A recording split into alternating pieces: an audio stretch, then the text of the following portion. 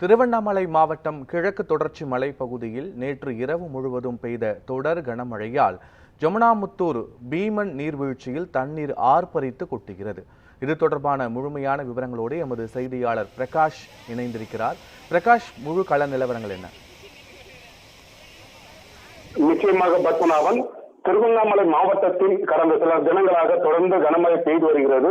அதிலும் குறிப்பாக கிழக்கு தொடர்ச்சி மலைப்பகுதியில் பெய்து வரும் தொடர் கனமழை காரணமாக கிழக்கு தொடர்ச்சி மலைப்பகுதியில் உள்ள நீரோடைகள் மற்றும் நீர்வீழ்ச்சிகள் மூலம் காட்டாறு வெள்ளம் பெருக்கெடுத்து ஓடுவதால் கிழக்கு தொடர்ச்சி மலை அடிவார பகுதிகளில் உற்பத்தியாகும் நாகநதி, கமண்டல நாகநதி மற்றும் செய்யாறு ஆகிய சிற்றாறு காட்டாறுகளின் மூலம் நீர்வரத்து தொடர்ந்து அதிகரித்து காணப்பட்டு வருவதால் திருவண்ணாமலை மாவட்டத்தில் உள்ள சாத்தனூர் அணை, செண்பகத்தோப்பு அணை மற்றும் முருகன்றா அணை மற்றும் ஏரிகள், குளங்கள் மற்றும் ஊரணிகள் நிரம்பி வருவதால் மாவட்டத்தில் உள்ள விவசாயிகள் கோடைகால விவசாயம் செய்ய போதுமான நீர் கிடைப்பதால் விவசாயிகள் மகிழ்ச்சியில் உள்ளனர்.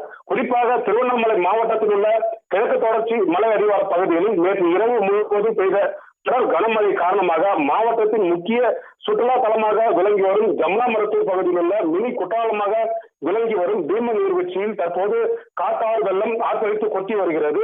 தொடர் கனமழை காரணமாக பீமன் நீர்வீழ்ச்சியில் நீர்வரத்து அதிகரித்து காணப்பட்டு வருவதால் ஆர்ப்பரித்து கொட்டும் நீர்வீழ்ச்சியை காண ஏராளமான சுற்றுலா பயணிகள் தற்போது கண்டுகளித்து வருகின்றனர்.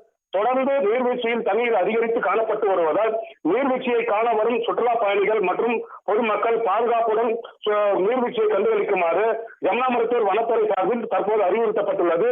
மேலும் காட்டாறுகளில் அணையை பெருக்கெடுத்து ஓடுவதால் நதியின் கரையோரம் வசிக்கும் மக்கள் அனைவரும் பாதுகாப்பாக இருக்குமாறு பொதுப்பணித்துறை சார்பில் அறிவுறுத்தப்பட்டுள்ளது. பத்மநாபன், காட்சிகளோடு விவரங்களை பதிவு செய்தமைக்கு நன்றி பிரகாஷ்.